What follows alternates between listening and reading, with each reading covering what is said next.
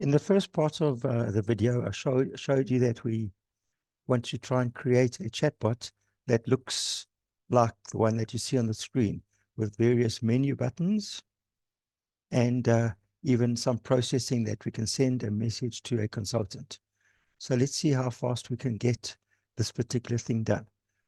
What I've already created is a chatbot. I've already created the knowledge base. We've customized the widget very slightly to get the right colors and a little logo. Now we need to do the actual building part. This is the new part of Chatling version 2. The builder looks like this. It has a start node, and in some instances, nothing more than that. There's your toolbar on the side. The first item is the blocks, second are variables, then there's the configuration and settings. We're really only going to use variables.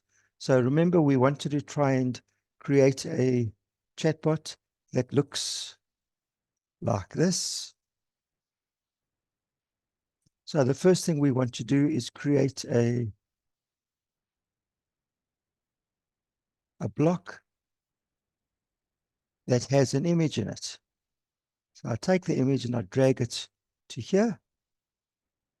And then I need to select an image which I can upload. And I'm going to do that right now.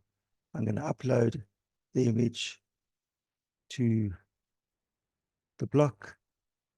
It's now there. What I need to do is connect the start node to this particular block. So I simply drag it across there and I'm pointing to the block. At this moment, I've got a chat bot working that doesn't do anything other than displaying the image. Let's go along and take a look at it. And there you'll see the image and nothing else. We need to go a little bit further. We also, if you remember, we wanted to say this is an AI chatbot that's been trained. The way to do that is to create another block, which is text, drag it over here, and enter the text. That's done. I can now link the two, or I can even consolidate the two. For this particular purpose, save it, publish, display it.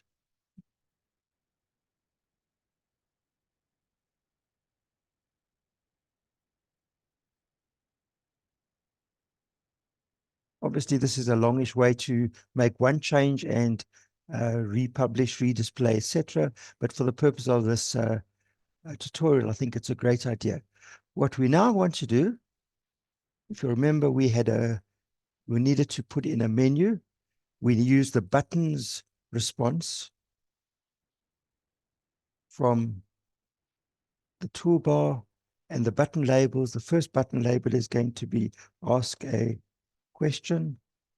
Add a second button that says contact details.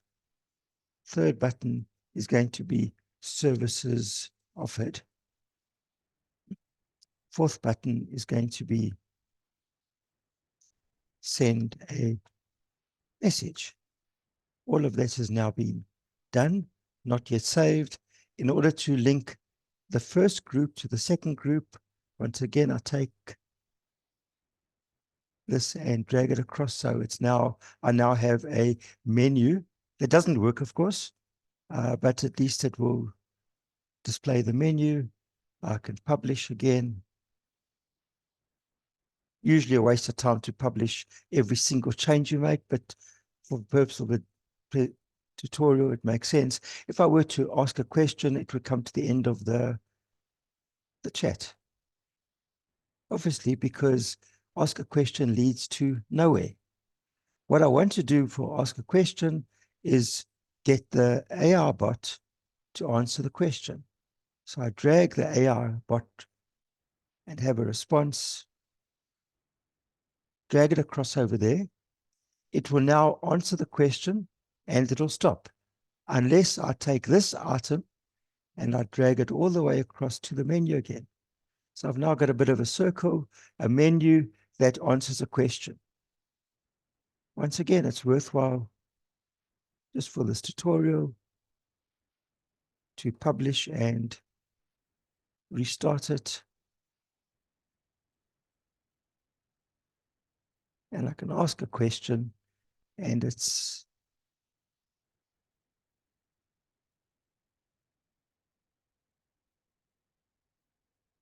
not working properly because I haven't sent through the right information. So for the ask a question, I have made a mistake and I need to bring in a text response. And so what exactly am I doing? I'm allowing the user to capture text or to type in text, which is then going to go through to the AI bot. So I link the ask a question to capture text, which goes to enter a query, save, publish,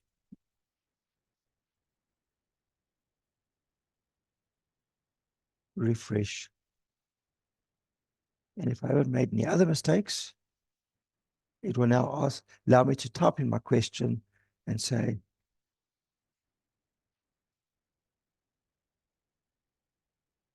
and type in chatbots, explain chatbots, is going to answer the question.